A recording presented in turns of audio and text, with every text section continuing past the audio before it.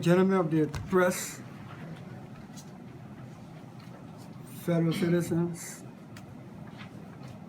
our friends and supporters, home and abroad, we thank you for tuning in. And since we're going live all over the place, I don't need to remind all of us in this room, especially journalists, not to distract me. You got not see it starting. You know me and let's go talk. I want to thank you for turning up to have a discussion with us. First, before we proceed, I will ask that we observe a moment of silence to the memory of Councillor Charles Walker Bromsky,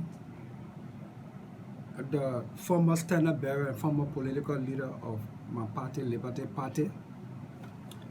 Councillor Bromsky was a mentor, and the teachings he taught us are things we wish to live by so that his legacy doesn't die. Please join me in a moment of silence as we respect the memory of Councillor Charles Walker Bromsky.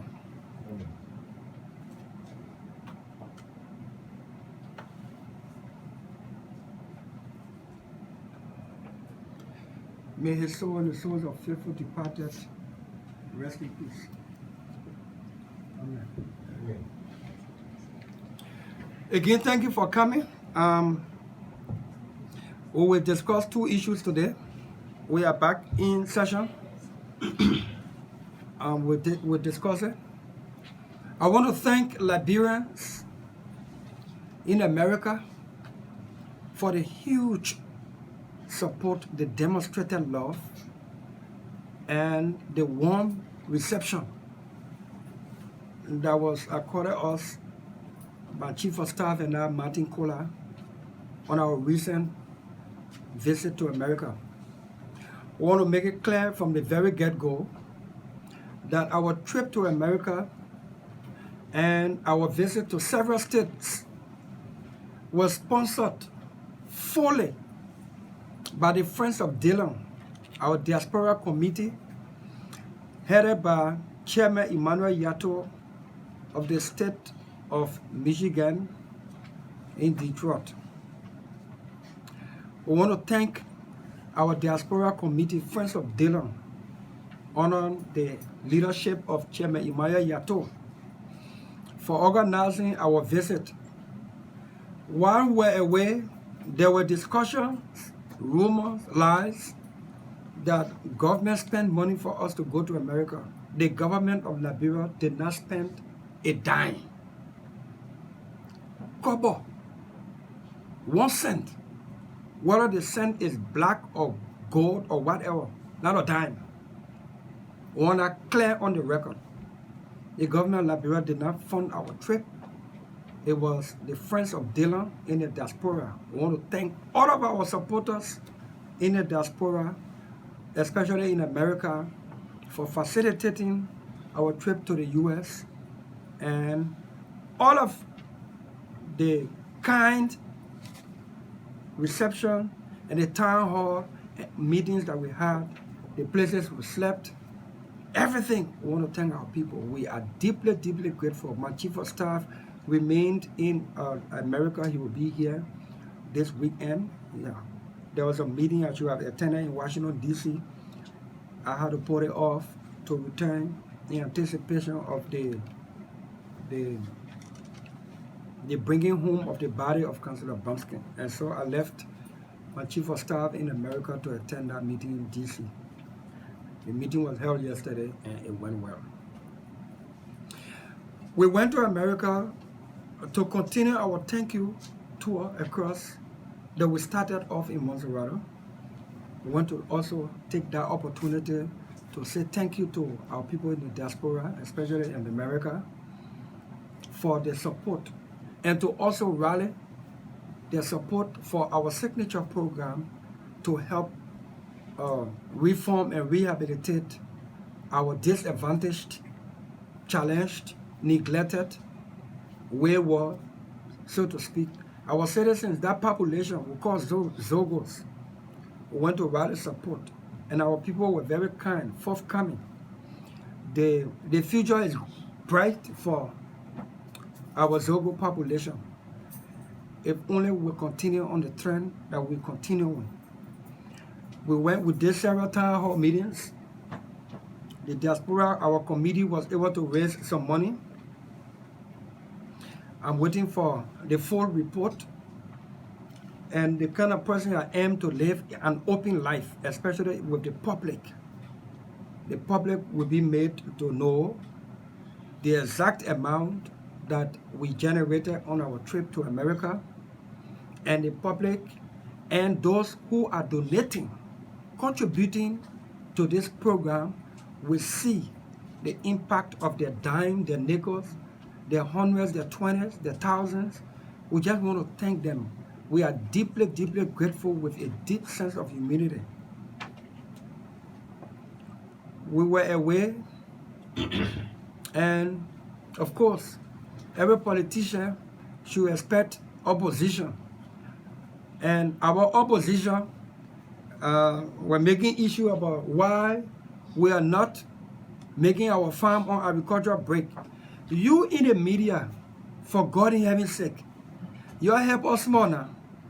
There is nothing they call agricultural break here.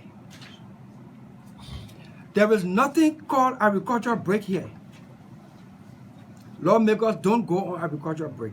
Over 8 years ago, this law was changed. It was amended from agricultural break to constituency break.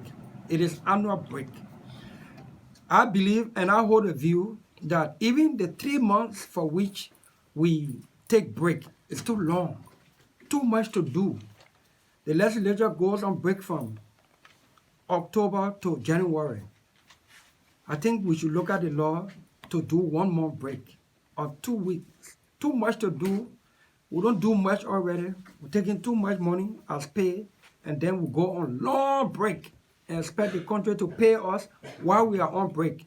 I think we need to readjust that law again to reduce the length of time we go on our annual break. And during that break, we're supposed to be in our communities with our people to report to them and also get their views on issues as to how our representation of them was during the period we're sitting and what they expect of us as we return for the subsequent sessions. And so we don't have agricultural break. How many lawmakers have garden before I talk about farm? It doesn't make sense to take agricultural break. That is why we don't go on agricultural break. We go on our annual break. Some people choose to do whatever they will choose to do during their annual break.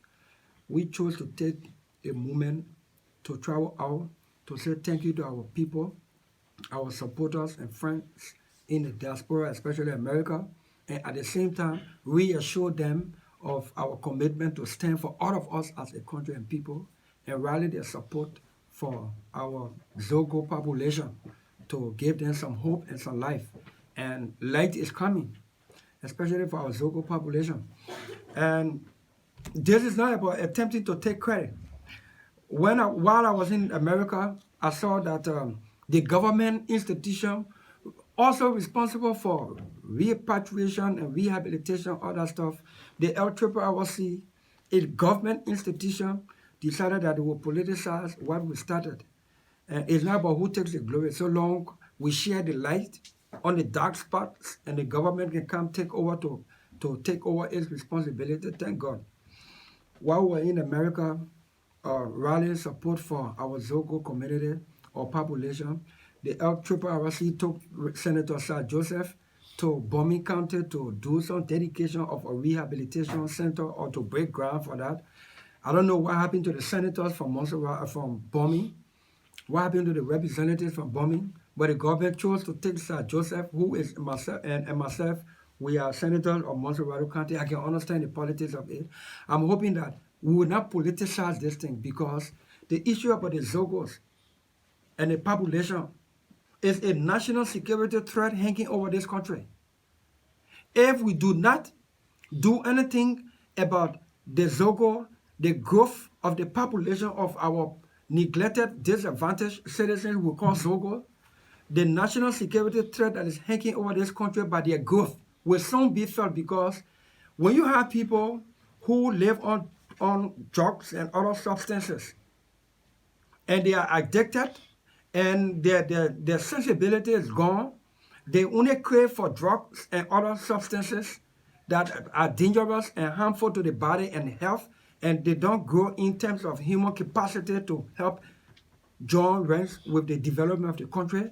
Soon, those who are going to school will be far less than the population that have not been empowered or capacitated in any way to be part of the growth and development of our country. It is a duty imposed upon us as a country and as a government, and then more so as national policy makers, to ensure that we craft national policies to do something about this population. We're passionate about this, and will not stop until at least one person is rehabilitated, reformed, and made a productive citizen again. If we overlook and underestimate the danger of allowing this population to grow, and we think building skyscrapers may be the answer, we'll be mistaken, because we can build all of the skyscrapers. If we do not see about this Zogo community, they will break those skyscrapers down one day. But if we ignore the building of the skyscraper and focus on rehabilitating and reforming this huge population of our Zogo community and make them productive citizens, they will not join ranks with all of us to build the skyscrapers and even build them better. We are very, very keen about that, and we want to again say thank you to our people for the level of support. I'm hoping that before the close of this week, we'll be having the full report of what we managed to rally on our trip to America, and what the intended purpose will be, and it will be seen. We intend to lease a compound for now and take at least 10, 15 Zogo mothers and their babies from the graveyard, from the open, from Central Street and other places. Take them and house them into a compound where we feed them, be responsible for clothing them, their medication. We'll be fighting to detox the drugs out of the system. We'll try to do everything to get them to get rehabilitated, and then give them some skills, so that when we're returning them to society, we can be returning them and their children as productive citizens, rather than wayward and neglected. It is a duty imposed upon us, and we are so passionate about it. My office, my staff, we are passionate about this venture. I want to thank you. We are back at session. The president called us for extraordinary session. The letter was read today. Part of the letter does not make sense to me. Some of the things the president wants us to address during this extraordinary sitting does not make sense to me. It does not qualify for national emergency and concern. Those are regular things that we can wait. When we return in January for our regular sitting in keeping with the Constitution, we can look at those things. Why are you calling me back to session to come talk about confirmation hearing for town chief and statutory district superintendent? The president needs to get serious. The president needs to get serious. I'm still wondering whether the president even have the authority to be the one to directly ask the legislature for authority to print money. I think no. We are contravening the act creating the central bank. It is the board of governors that's supposed to make that determination as to whether we need to print money and the volume of money we need to print, and then they ask the legislature for approval in keeping with Article 34, the authority granted by the legislature. For the president to be the one, what Ellen did it before, and it was wrong, does not make George we are right to do it. It is my view that it is the central bank. I don't know whether in America, the president of America can write Congress to ask Congress approval for the Fed, the Federal Reserve, to print money.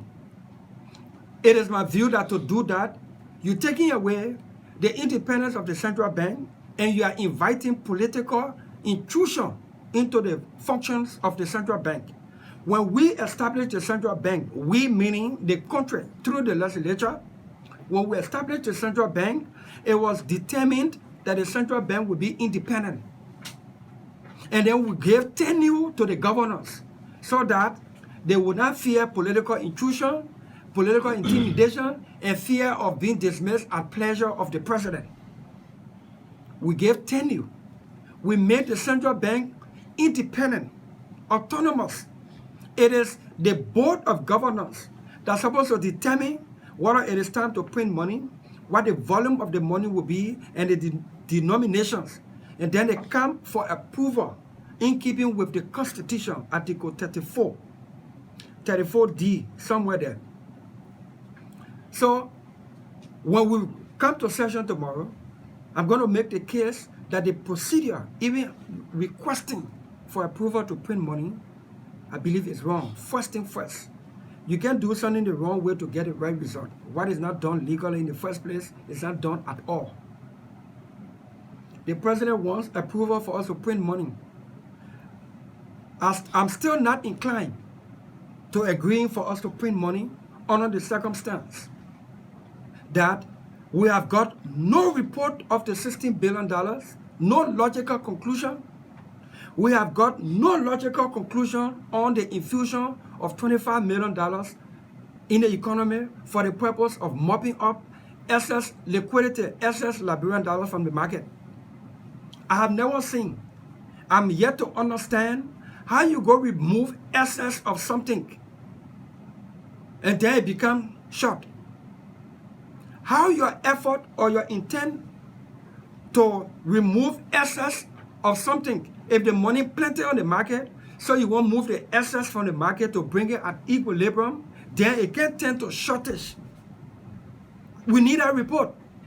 I will need a report so that I can inform my decision to vote yes or no. Or in fact, so I can actually inform my decision whether I will vote yes. As at now, my decision to vote on approval for printing money is no until these conditions are met. Until these conditions are met. The finance minister cannot be sitting and I give approval for printing money. The current finance minister needs to go. Samuel Tue must be fired. He needs to go. He presided over a $25 million infusion that plunged the economy of our country even deeper. You in the media don't lose focus of this $16 billion issue. No $16 billion got missing. The container that was clear of the port, March 31st, 2018, is where the beginning of the plunging of our economy started. When the money was printed initially, it was printed in twofold. $5.5 billion authorized by the legislature was printed. It was brought in this country. It was circulated in the economy regularly in keeping with the process. We saw the money. We used it. The $10.5 billion that was printed, arguably without legislative approval, 47% of that money, according to Crow report, was cleared under this current administration. And from the clearance of that money from March 31st, 2018, we started to experience a plunging into our economy. We need these reports and we need concrete steps taken. What are the structural reforms and adjustments that have been made at the central bank for which I, Darius Dillon, and the court of other senators here, I believe, for us to give approval for printing money? We are not inclined to doing that. Senator Nyomdi Kanga Lawrence, Senator Oscar Cooper, Senator Daniel Nathan, Senator Sano Johnson, Senator Kwame Wise, and a few others, we have determined that these things will have to be cleared up before we can make a determination whether or not to print money. The central bank needs to convince me and my colleagues that confidence has been restored, or actions or measures are being taken by the central bank to restore confidence in the system or the sector for people to start taking their money to the bank. If there is no confidence for which people are not taking their money to the bank, you can print $1 billion or $100 billion. People will still take the money and keep it. We will not sit here and compound the already hardship that our people are facing. And so we want to make that clear on the record. The president also asked us to look at the possibility of ratifying a road concession agreement or some stuff. That is not national emergency. And so we will not look at that. At Darius Dillon, particularly, I'm not going to give credence to that.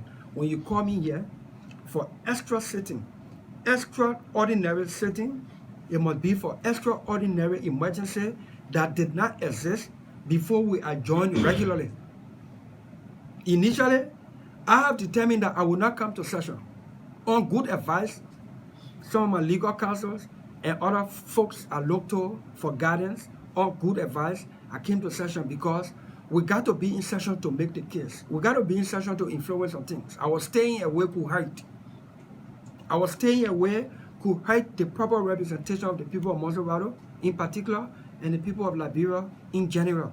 And so, on good second thought, we decided that we'll come to session and we'll make the case for what should happen and what should not happen during our sitting. I want to thank you. Thank you very much, ladies and gentlemen of the press, for listening. I want to thank the senator. We'll take a few questions. We'll recognize you by your name and your institution. And you ask one question. If there's a need for additional question, we'll ask you to ask your question. So we start with you. Please call us your name and just state your institution and post one question, please. So, Dillon, my name is Henry Camo and I work for Front Page. So, the much talk about December 30th protest. Do you support it? I always believe in the rights of the people to decide their happiness and their safety. What does that mean? I am a member and executive of Council of Patriots. Next question. Do you Next support question. the protest? Next question. We'll take the question from. I'll answer your question. Maybe you wanted an extra one. EJ Nathaniel Debo, Yes, sir. will you support the step-down campaign of President George Weah? Does President Weah support remaining office? We'll take the third question. Let's go on this side. If there's nobody, we'll come back on this side. Okay, we'll take your question. J-Bob, let's be, we'll take your question. Please call your name. Senator, my name is Moses Gazo. I'm concerned about civil servants not being paid, government workers, including you. For months, the Minister of State has told the VOA that the government owes civil servants and government workers just one month, contrary to what has been speculated. How much does the government owe you as a senator? You know, I hate to say that senior level people in government, my colleagues in government, they are liars. You know, if we have problems, say we have problems. When you lie, it means you have not even acknowledged the problem or you deliberately refusing. Nathaniel McGill cannot go on VOA and say government owe people 1 month. It's a lie that even surprised the devil. And when the devil is surprised that you lie, then you know you passed the devil. And that's what Nathaniel McGill them doing. It's wrong. Since I've been senator, I've not received pay. I've not received pay. I'm told by the finance minister that he has paid us for 2 months. Probably they did it in my absence. And since I came, I haven't gone to the bank to find out. But before I left, I had not received pay. You see, I'm working. When I receive my pay, I should not lie that I have not received pay. It is dishonorable to do that. Before you left, It is how much? I left from here on November 8th. I left from here November 8th. So that we're talking about 3-4 months. But then, that the government has not paid me. And the government has not paid workers working for government. Now, if they did it in my absence, thank God. I will go check the bank tomorrow. I already owe Monserrato County the portion of the money that I'm supposed to return to the county. And so by the time that money hits my account, and it is actually there, I have to do the deduction and transfer what I'm supposed to transfer to Monserrato County in keeping my word. Let me tell you something. If the government had actually paid us, especially Darius Dillon, and all in the populace say they didn't pay me yet, they will be the first to leak it because they're looking for anything that makes me less credible. Anything. I did not even sign for money at Farmington Hotel for the presidential legislative retreat. The government and their agents were running around with Dillon sign for $1,000. I didn't sign for it. I challenge them to show me anywhere I signed for money or anything that resembles me taking money. They haven't done so. They're looking for anything that makes me less credible so that they can say, oh, other Owen get credibility now, so let's flow with the same thing. For me to keep saying that they haven't paid me up to the time I left to go to America, and if it were the contrary, trust me, the government would have done everything to prove me wrong. The fact that they can't do it, it only tells you that they're lying. Okay, we take 2 questions as a follow-up. Just a follow-up, then we take 2 additional Yeah, let me questions. just do a follow-up in context of the harmonization process. We've seen 3 cuts. We've seen notices coming from different agencies, especially from the Ministry of National Defense, about another 8% cut. Does that worry you? Does that worry the Senate? Is it an emergency that you can also address? Why? Yeah, it is a national emergency. When people look, we have the Ministry of Labor, which deals with labor-related issues, unfair labor practices. If a company did or engaged in unfair labor practices, they will run to the Labor Ministry so that the Labor Ministry can correct it, intervene and correct it. Now, it is a government that is involved in engaging with unfair labor practices, and it is recklessly irresponsible for people to work and not take pay.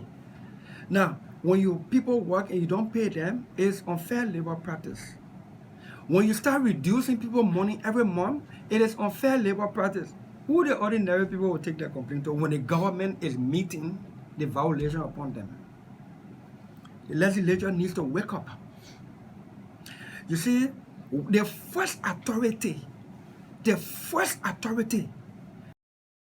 this legislature by the Constitution, Article 34. The first power and authority granted to this legislature is to provide for the security of the Republic. Whether that security be economic security or personal safety security. Any kind of security. It is the responsibility of this legislature to ensure that when people wake up every morning, so civil servants going to work tomorrow morning, they don't know what their salary will be at the end of the month, because every ministry now is now writing letter to determine how much they're reducing from the people's salary. And I don't see the legislature with any righteous anger to get angry righteously for our people, that this is unfair, it is wrong, it's time for us to stand up. But let's come here to where they talk about reducing our money. You will see the anger that will be here for people who even want to hold Samuel to where they're in contempt. These are the things that piss me off. And then people say, oh, you are not joining ranks with your colleagues for you to form a team. No, I'm not here to form a team like that. It is wrong.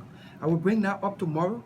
By the time the agenda hits flow, while we talk about the president and his wish to print money, will be more concerned and should be more concerned about this or reducing people money while they're even going to work.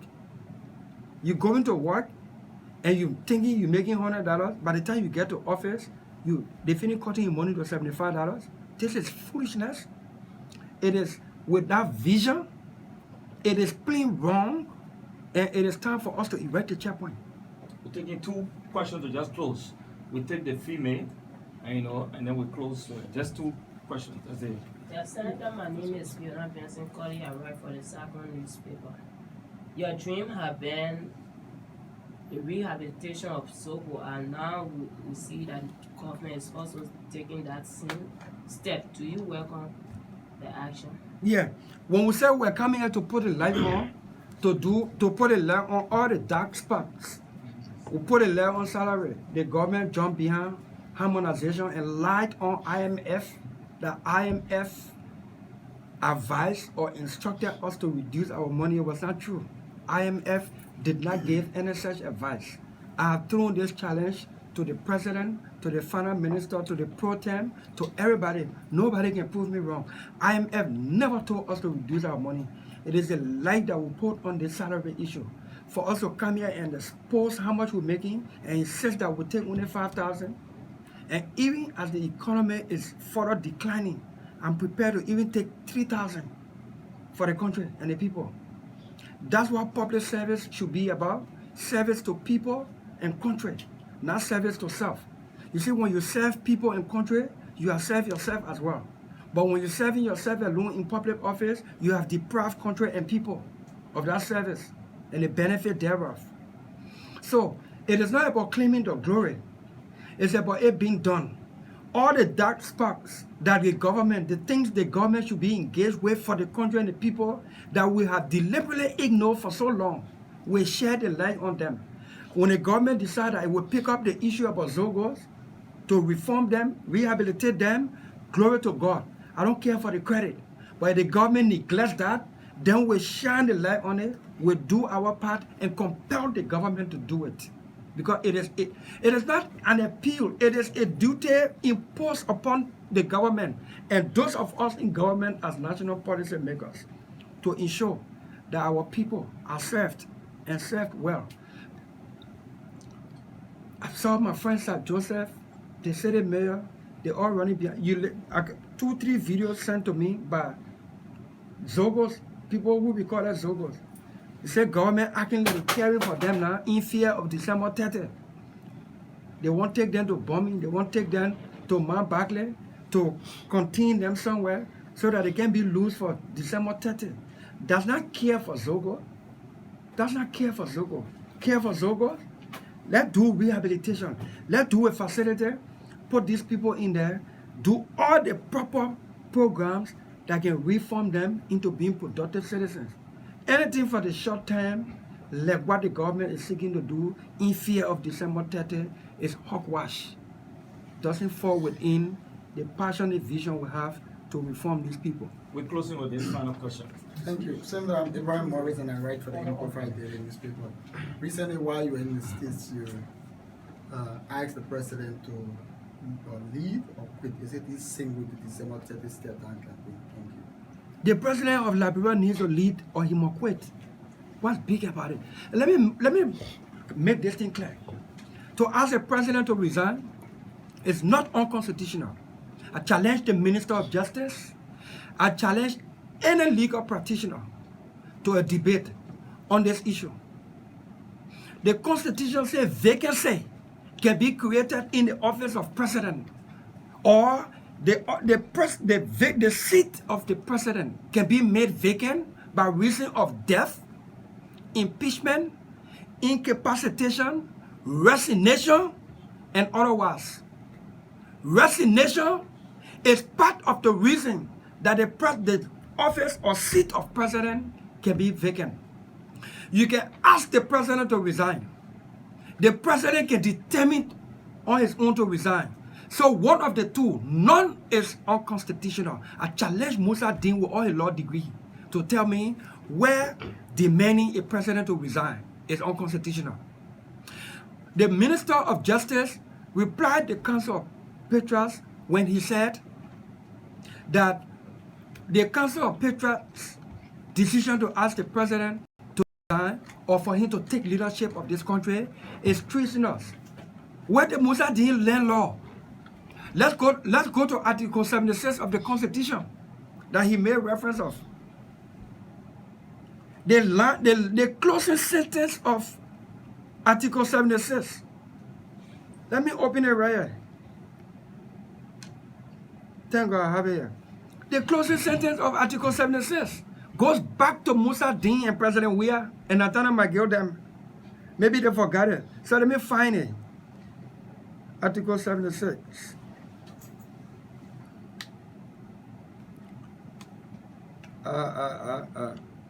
Somebody please help me up there while I'm looking for it. Thank you. 76.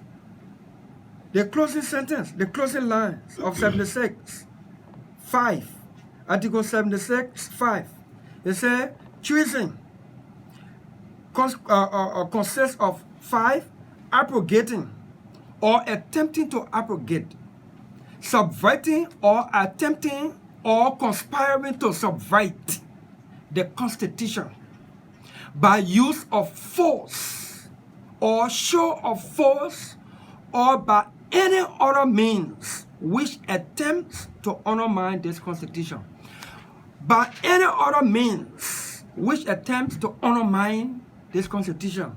Did the president commit treason when he nominated and commissioned an ambassador to America because it was undermining of this Constitution? This Constitution said for anybody to serve as ambassador and get accredited, they must be nominated, confirmed by the Liberian Senate, then appointed by the president, before being commissioned by the president, then sent off to go serve the country. In the case of the ambassador to America, initially, the president nominated him and commissioned him. That was undermining of this Constitution. It's treasonous. Where was Musa Din? Where was Musa Din? We can go on naming a lot of times that the executive, with Musa Din sitting there, have undermined this Constitution, postponing constitutional election. What happened to national census? They postponed the national census twice. It is undermining this Constitution. It is a violation of the Constitution. It's treasonous. Let Musa Din go arrest him and the president for undermining this Constitution. Then they can talk about intimidating people who are expressing themselves. Will you be at December? Thank you very much. Thank you very much. We don't want a random question. No, you came in late. That's why we don't want to take it, because that question has been posted twice. Thank you very much, ladies and gentlemen of the press. We have come to the end of this very important press conference. Thank you very much. Thank you very much. Thank you very much. Thank you. Thank you. Thank you. It's been a wonderful time. Thank you. Please report as you heard.